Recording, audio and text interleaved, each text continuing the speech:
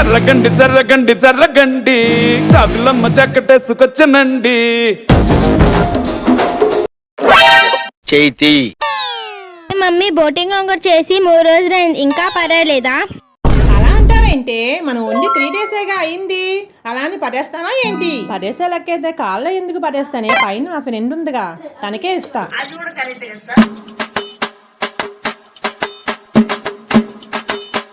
Hi Prasanna.